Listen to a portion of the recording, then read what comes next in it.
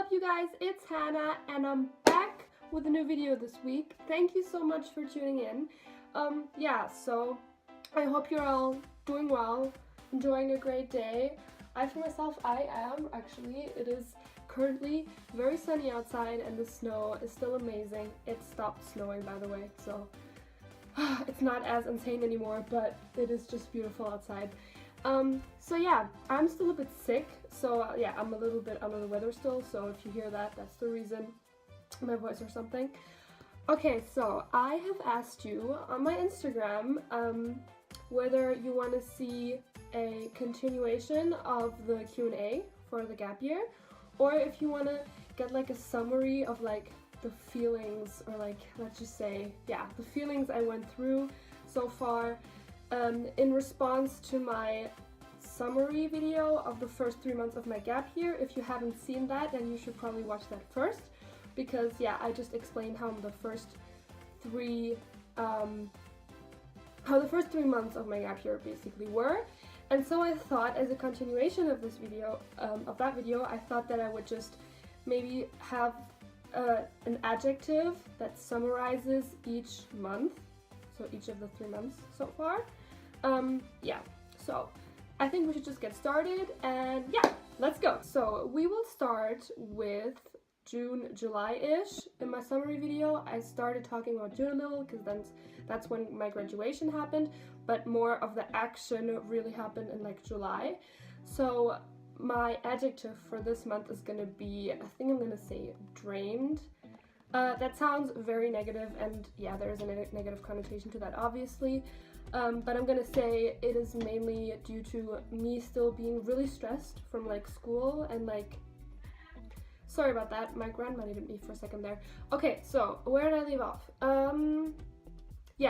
Drained, feeling drained. So I was not really in the mood for anything, I would say, for like the first half of that month, of the first half of July. I was very like still stressed and like just sort of trying to digest the stressful months of like exams and everything, because I don't know how it is with you guys. Feel free to let me know in the comments, because for me the exam situation was so stressful. My exam schedule was horrible. I had like 3 exams in a day sometimes, which was, I think, the maximum that is like illegally allowed. So that was a lot to just digest and just deal with. Then I moved on from feeling really stressed and like, drained and really in need of a break. I moved on to being very energized, and like just really wanted to experience a lot of fun and like, nightlife and, doing all of the fun stuff. And that's when it came to like the second half of that month, which I'm gonna call the unrehearsed month, because I feel like unrehearsed really fits very well to this. It just hits it very well, because I didn't really think about what I was doing. I was just going out on parties, doing this, doing that, not really thinking about what I'm actually doing, just that it has to be fun, and just that I want to do what I was like thinking of or something, So I just did it like in the moment, and that's when I really discovered like, oh my god, it's amazing to just stay out and like, during a weekday, and like, I don't know, not really having a sleep schedule anymore and everything.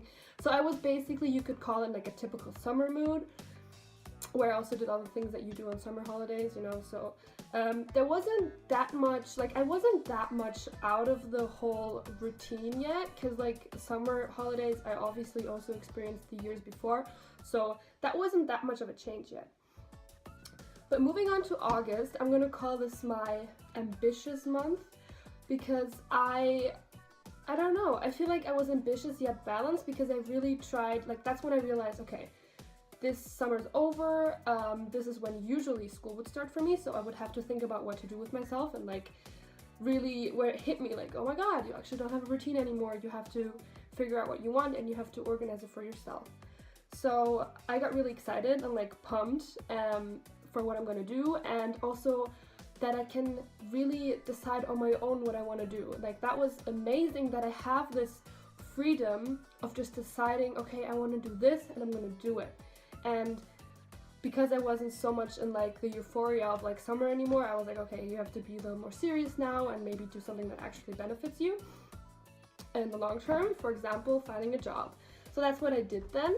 And yeah, I was very busy with that and found a lot of like amazing new friends there, so that made it like the transition really cool. And yeah, and also I don't know, like just feeling like I have a plan, even though it's not a really crazy plan and maybe it's not the thing that I would have thought of doing a few years ago, but it still was what I wanted to do in that moment, and it still is, so because I'm still working the job. So yeah, I was really really busy with that, and then I was also extremely caught up with my motivational letter that I wanted to do for university that I'm applying to.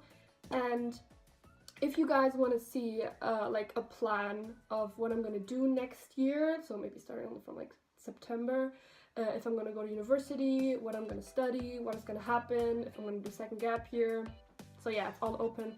But yeah, if you want to know what's going on with me then yeah, tell me and I will let you know. So yeah, I was really busy with that letter, and because I've never written a motivational letter, I was like, what am I doing? Like, that's crazy. And the thing is, from some universities you have to write a letter, and then you have to like letter of motivation or a personal statement, and then you get like invited to like an interview or something. I think that's the case with like Oxford and maybe Harvard, I have no idea. But for my university, since it's a really small, I'm gonna call it my university, because it's a really small study course, and it tends to be a smaller, it's a small, I'm gonna call it a small study course, and they don't have a lot of people enrolled. It first of all is really important that you submit your letter really early, and that it's what is this? I've just realized this like beam of light cutting through my face. Let me adjust that. Okay, yeah, I'm sorry about that. I don't know how long that has been there, probably a really long time, and I've just realized now. If that is the case, I am sorry. I hope it didn't distract you too much, but yeah, it should be gone now. So where was I? Yeah, so my letter. The letter of motivation was just, yeah, because this is a very small study course, you have to basically turn it in really early, and just also to like underline your motivation for this. And the only chance you have to like prove yourself and like sell yourself to that university is through this letter. So it really has to hit all the points. It really has to show me as like a person well, and so they get an idea of who I am. And that was a process that I had to go through, which involved me like making a schedule for myself. So obviously this is not something that you can start the night before like I did in some times at school. Like, I'm just a huge procrastinator. It's sad, I'm sorry. But yeah, I am. So I was like working on that, and I also was obviously faced with that issue. So yeah, I had to deal with that, and I had to make like a schedule for myself, which I then did. I'm gonna say, did I stick to that schedule? For the most part. Like, I got it done in time. I got it done even earlier just to like proofread, but I ended up making, I think, like 8 drafts or something, like rewriting the whole thing like 8 times. I mean, I had help and everything, but it was a process, and I'm really glad that I just had that on my mind at that time, and also my job, so it was like enough, and I wasn't overwhelmed, and I could really just focus all my time and attention on this, and that was great, because then I feel like it turned out really nicely, but I don't know yet. So yeah, don't want to toot my own horn there, but I feel like if you really like during the gap year, taking time for your admissions and like applications things and what you want to do, really, I don't know, it works out, and I feel like it's more healthy and maybe better for yourself. I mean, it depends on what kind of person you are, but for me it was just amazing to only have that on my mind and really just turn my attention to this 100% and not anything else. So that was great. So yeah, I feel like those were the feelings, or like adjectives I'm gonna call it, that I went through for like the first 3 months. If you want a follow-up on how it's going for me right now, how I'm feeling right now, what like the current mood is, if I have like a descriptor of yeah, how I am right now and what is happening in my gap year, then let me know. I'd love to summarize that for you.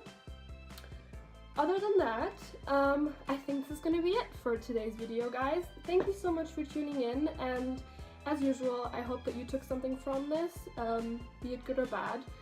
But yeah, I really enjoyed filming this, and yeah, if you want to show this channel some love, then feel free to hit the subscribe button. It's gonna appear right next to you guys, and I'm not gonna describe it because you know what it looks like.